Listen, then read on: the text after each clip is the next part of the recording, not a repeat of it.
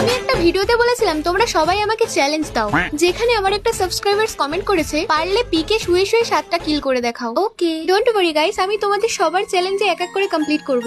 But এটা আমার কাছে একটু বেশি ইন্টারেস্টিং লেগেছে, সো এটাই আগে অ্যাকসেপ্ট করলাম। ठीक है। বান্দাকে এত কাছে পেয়েও কেন মারলাম না? কারণ আমাকে শুয়ে পড়ে মারতে হবে।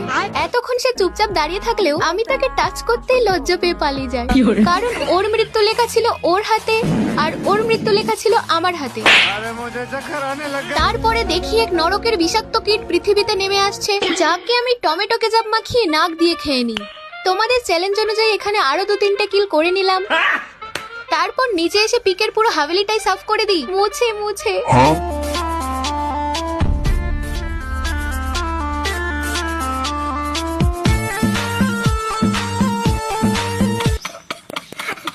এত সমাজ সেবা করলাম, এর জন্য তো একটা লাইক করতেই পারো, তাই না?